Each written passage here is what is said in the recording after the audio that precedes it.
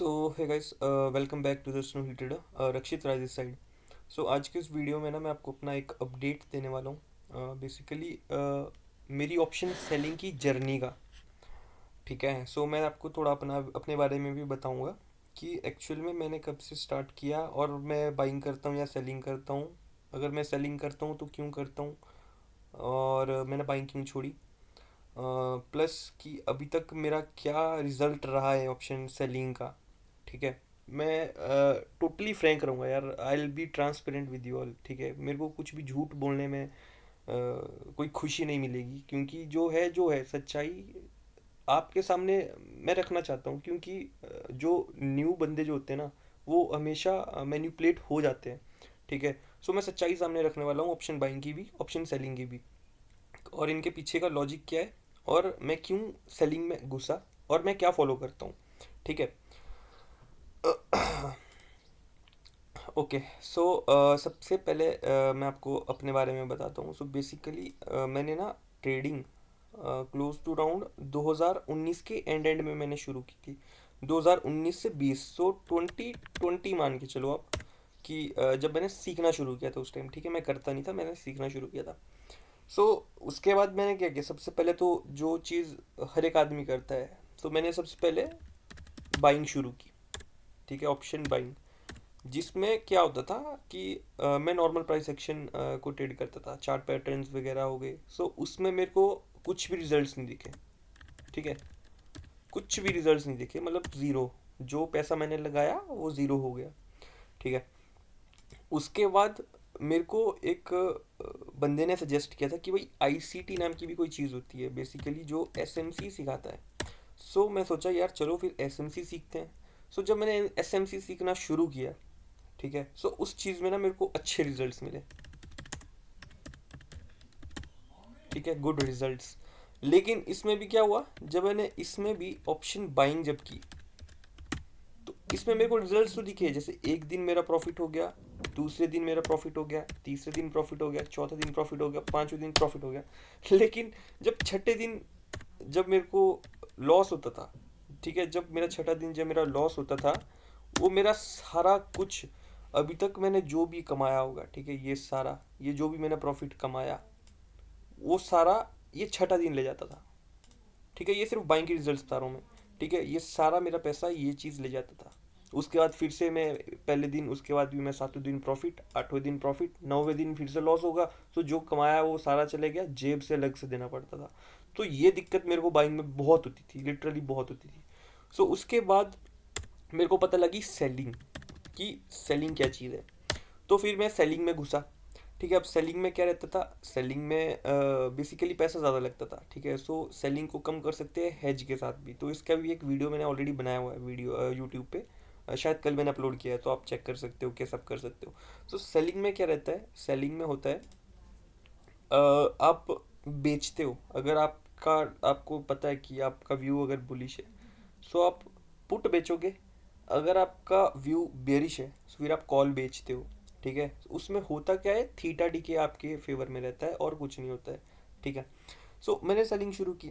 अब सेलिंग करते करते मेरे को अप्रोक्स 2 महीने होने वाले हैं। जनवरी से मैंने सेलिंग स्टार्ट की थी। ठीक है, उसी का ये सारा जो ग्राफ है मैं आपको अच्छे से बताने वाला हूँ, क्या क्या हुआ क्या क्या नहीं हुआ, वो मैं आपको बताने वाला हूँ कि सेलिंग में मेरा क्या जर्नी रहा है अभी तक।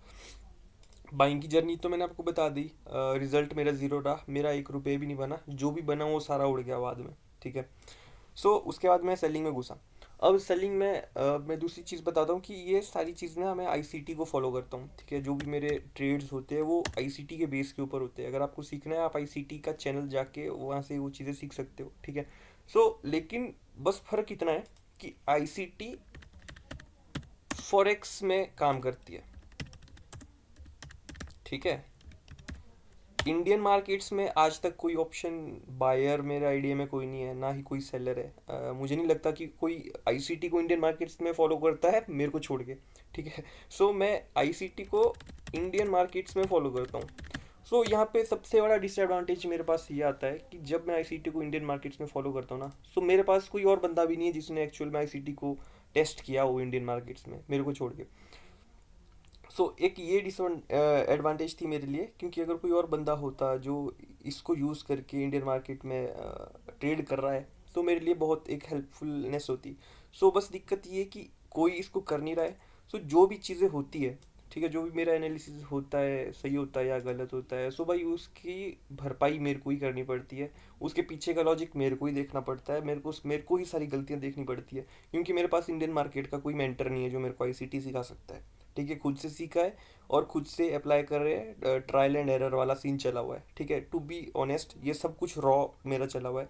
जो भी होता है इंडियन मार्केट में ट्राई करता हूँ, टेस्ट करता हूँ, लॉस होता है तो लिख लेता हूँ क्यों होता है, उसके पीछे का लॉजिक ढूंढता हूँ। बस वैसे करते करते मेरी ये जर्नी चली हुई है आईसीटी की। ठीक है, सो बताता हूँ मैं आपको अपना जनवरी से अपडेट। सेटअप मेरा सिंपल है, ज़्यादा कुछ भी नहीं है। यूट्यूब पे वीडियोस पड़े हुए हैं जो भी मैं फॉलो करता हूँ। ठीक है, ज़्यादा कुछ नहीं है। सो जनवरी में मैंने जब स्टार्ट किया था, ठीक है, 1 जनवरी से मैंने स्टार्ट किया था, तो उस टाइम मेरे पास जो ब्रोकर था, मेरे पास था जीरोदा का ब्रोकर। जीरोदा को मैं यूज़ करता था। सो अगर आप यहाँ देखोगे, सो 1 जनवरी को ही, न्यू ईयर वाले दिन ही 1400 का मेरे को लॉस हुआ था। ठीक है, 2 जनवरी को 1800 का लॉस हो गया, 3 जनवरी को 800 रुपये का लॉस हो गया। स्टार्टिंग के 3 दिन ही इतने बड़े बड़े लॉस मेरे को हो गए थे, प्लस ब्रोकरेज मेरे को ये थी। ठीक है, बेसिकली हुआ मेरे को ये था, नेट पी एंड एल है, ब्रोकरेज को मिला के मेरा इतने इतने लॉस हो रहा था। उसके बाद थोड़े बहुत प्रॉफिट्स दिखे, लेकिन आपको क्लियरली दिख रहा है 200 रुपये, 30 रुपये, 400 रुपये। ठीक है, तो पहला वीक तो मेरा बहुत बेकार गया हुआ था, लिटरली हद से ज़्यादा बेकार। उसके बाद सेकंड वीक किया, सेकंड वीक में तो और भी खतरनाक वाला सीन हो गया भाई। 1500 रुपये का लॉस, 500, 600 रुपये का लॉस, 100 रुपये, 1100 रुपये का लॉस, मतलब बहुत तगड़े तगड़े लॉस हो रहे थे। ठीक है, सो इसमें भी मैं और कंफ्यूज हो गया। मतलब पहले ही महीने मेरे को 5 से 6 हज़ार रुपये का भाई मेरे को ड्रॉ डाउन आ गया था। बेसिकली 12% तो मेरा पहले 2 वीक्स में ही मेरे को लॉस हो गया था। ठीक है, उसके बाद थर्ड वीक और फोर्थ वीक मैंने शुरू की। थर्ड वीक में मैंने ज़्यादा ट्रेड नहीं किया, बट फोर्थ वीक में मैंने शुरू किया। लेकिन यहाँ पे आने के बाद ना मेरे को दो तीन चीज़ें पता लगी कि मेरे लॉस बड़े हो रहे हैं, मेरे को ब्रोकरेज ज़्यादा लग रही है, प्लस मेरे जो प्रॉफिट्स है वो बहुत छोटे छोटे हो रहे हैं। सो मैंने एक चीज़ की, मैंने अपनी डेली लिमिट डिसाइड कर ली कि भाई मेरा डेली मैक्स लॉस कितना है, 1000 रुपये का ही होना चाहिए, इससे ज़्यादा नहीं होना चाहिए। सेकंड है कि पर ट्रेड जो मैं रिस्क लूँगा वो 600 रुपये लूँगा। तो यानी कि अगर मैं 2 ट्रेड भी लेता हूँ तो पर ट्रेड में 500 रुपये भी मोटा मोटा रख के चल सकता हूँ। ठीक है, तो मैंने ये चीज़ अपने ट्रेडिंग में इम्प्लीमेंट की, इस चीज़ को देख के। ठीक है, इस चीज़ को देख के। सो मेरे पास वीक 4 गया, वीक 4 में मेरे को थोड़ा सा लॉस कम हुआ। अगर आप देख सकते हो, प्रॉफिट तो कुछ भी नहीं, प्रॉफिट तो बस वही छोटा छोटा चल रहा था, लेकिन लॉस मेरे थोड़े से कम हो गए। 68 220, 358। ठीक है, जैसे ये यहाँ पे है। इस टाइम क्या होता था, जो ब्रोकर था, ब्रोकर शून्य पे शिफ्ट हो गया था मैं शून्य पे। लेकिन एक चीज़ मेरे को जो दिक्कत हुई शून्य पे ना, स्प्रेड्स बहुत गंदे लगते हैं, स्प्रेड्स। ठीक है, मतलब कि अगर आप सोच रहे हो कि आपको बाय करना है 10 रुपये पे, तो 10 पे नहीं मिलेगा, वो मिलेगा आपको 13, 12 या 13, हो सकता है 11:30, मतलब बहुत बड़े बड़े स्प्रेड्स लगते थे। ठीक है, सो और जब सेल करना होता था, मतलब कोई भी चीज़ कुछ भी लगाना होता था, तो मतलब आगे पीछे होता था, प्लस ग्लिचेस भी बहुत आते थे। ठीक है, जो जैसे कुछ भी कर रहे हो तो कभी हैंग हो रहा है, सिस्टम हैंग हो रहा है, मतलब बहुत सारी दिक्कतें होती थी। ठीक है, सो यहाँ पे मेरे को शून्य छोड़ना पड़ा। सो शून्य में कुछ टाइम ब्रोकरेज तो मेरी ज़ीरो रही, लेकिन थोड़ा बहुत मेरा लॉस कंट्रोल पे हो गया था। लेकिन अब उसके बाद शून्य मेरे को कुछ बचा नहीं। अब शून्य के बाद मेरे पास एक और दिक्कत थी कि यार अब क्या करूं। फिर मेरे को एल आई ब्लू के बारे में पता लगा कि वहाँ पे ब्रोकरेज 15 रुपये पर ऑर्डर है। तो मैं कहा यार 15 रुपये तो दे ही देंगे, क्यों, अगर ग्लिचेज हो रहे हैं, ग्लिचेज से अच्छा तो 15 रुपये दे के कर लेंगे, क्योंकि एक ऑर्डर का 15 रुपये लग रहा है।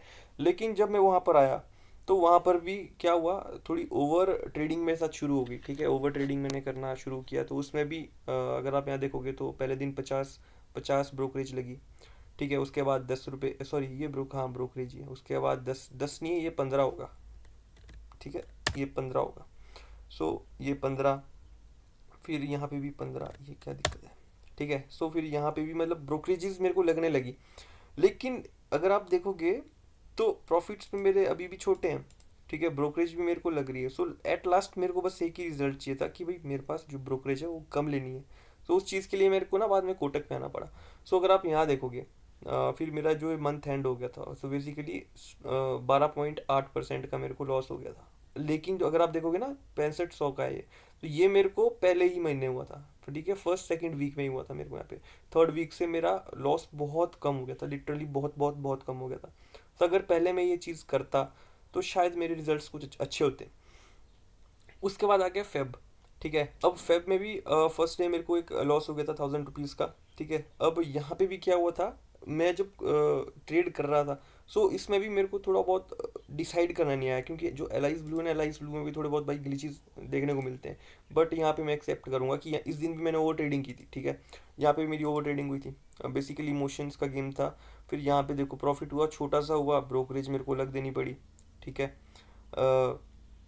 अगर आप यहाँ देखोगे तो यहाँ भी मेरे को 627 रुपये बना, 108 मेरी ब्रोकरेज गई, 519 रुपये। यहाँ पे भी देखो 382 95 रुपये ब्रोकरेज गई, तो मतलब ब्रोकरेज मेरी बहुत ज़्यादा लग रही थी। तो उसके बाद मैं फाइनली कोटक में शिफ्ट हो गया हूँ। ठीक है, अब जो फेबररी की जो सेकेंड वीक आई मेरी, उसमें मैं अब कोटक में शिफ्ट हो गया था। अब यहाँ पे मेरे को जीरो ब्रोकरेज लगी।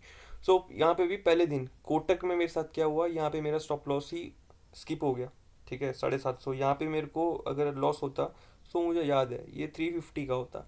ठीक है, लेकिन यहाँ पे जो है मेरा एस एल, या तो मेरे को लगाना नहीं आया एक्चुअली, ये मेरी ही गलती है। मैंने अपने एक भाई से पूछा भी था, उन्होंने मेरे को बताया था कि भाई गलती तेरी है एक्चुअली। मैंने ऑर्डर एग्जीक्यूट किए थे एम आई एस पे, और मैं स्टॉप लॉस लगा रहा था एन आर एम एल पे। ठीक है, तो तब करके मेरा ये स्टॉप लॉस स्किप हो गया था। उसके बाद मेरे को पता लगा, फिर मैंने नेक्स्ट डे अच्छे से ट्रेड किया, फिर यहाँ पे अच्छा प्रॉफिट निकला, यहाँ पे भी अच्छा प्रॉफिट निकला, यहाँ पे भी अच्छा प्रॉफिट निकला। उसके बाद यहाँ पे मेरे जाके मेरे को एक छोटा सा स्टॉप लॉस हुआ। तो अगर आप देखोगे इसको, स्टार्टिंग में मेरे आप लॉस देखो, प्रॉफिट देखो। ठीक है, अब आस्ते आस्ते क्या हुआ, मेरे लॉस कम हो रहे हैं, कम हो रहे हैं। मेरे को इस चीज़, मेरे को ये नहीं, मतलब मैं लॉस में हूँ एट द एंड, अगर आप देखोगे मैं नेट टू नेट लॉस में हूँ। लेकिन मेरे को एक चीज़ की खुशी है कि जो मेरे स्टार्टिंग के लॉस थे, अगर आप ये देखोगे, और अभी के लॉस अगर आप मेरे देखोगे, तो भाई इनमें दिन रात का डिफरेंस है, और मैं बहुत खुश हूँ। ठीक है, अगर आप इस वीक के प्रॉफिट्स देखोगे और मेरे पहले के प्रॉफिट्स देखोगे, सो आपको यहाँ पे दिन रात का डिफरेंस मिलेगा। ठीक है, और ये वीक मेरे लिए नेट टू नेट थोड़ा बहुत प्रॉफिटेबल रहा है। ठीक है, सब कोशिश करूँगा कि आने वाले वीक्स भी मेरे प्रॉफिटेबल रहें। सो बस गाइज यही था, मेरे को अपडेट देना था आपको। ठीक है, ये वीक मेरे लिए बहुत अच्छा रहा। अब कोशिश करेंगे नेक्स्ट मंडे से भी इसी तरह कंसिस्टेंटली काम करें। ठीक है, कोशिश करेंगे लॉस छोटे हो, प्रॉफिट तो हो तो बड़े हो। सो अब मैं बताता हूँ कुछ नए बंदे, अगर जिन नए बंदों को अगर शुरू करना है, या वो ट्रेड कर रहे हैं लेकिन प्रॉफिट में नहीं है, तो भाई एक चीज़ आप कर सकते हो, आप अपना एक जर्नल बना लो। ठीक है, जैसे ये मैंने बनाया हुआ है। इस चीज़ से ना आपको एक एटलीस्ट ये चीज़ें पता लगेगी कि आप गलतियाँ कहाँ कहाँ कर रहे हो। तो जैसे मेरे को पता लगा जनवरी में मेरी क्या गलती थी। ठीक है, अब मैंने उनको सुधारने की कोशिश की।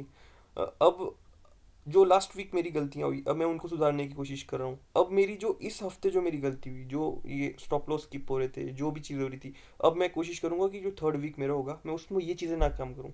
तो इस तरह करते करते ना, पहले मैं लॉस में था, अब मैं कोशिश करूँगा कि पहले मैं ब्रेक इवन पे आ जाऊँ। और अगर भगवान की कृपा रही तो हो सकता है कि यार इस महीने के एंड तक मैं शायद ब्रेक इवन पे आ जाऊँ। ठीक है, जो मेरा ड्रॉ डाउन था ये रिकवर हो जाए। सो दुआ यही रहेगी। प्लस अगर आप यहाँ देखोगे इक्विटी कर्व, तो यहाँ पे भी मेरे को एक अच्छा शार्प दिखा है अपसाइड की तरफ। तो दुआ यही रहेगी कि कुछ अच्छा देखने को मिले। सो ये चीज़ बनाओ, आप लोगों को पता लगेगा कि क्या गलती है क्या नहीं है। सो यहाँ से भी मेरी बहुत हेल्प होती है, मेरे को पता लगता है मैं क्या गलतियाँ करता हूँ क्या नहीं करता हूँ। सो आई होप आपको ये आज का वीडियो पसंद आया होगा। So please like share and subscribe, और प्लीज़ थोड़ा बहुत सपोर्ट करो यार, भलाई होगा। तो thanks for watching guys, and please stay tuned. Third week का आपको मैं अपडेट दूंगा अगले वीकेंड पे। Okay bye.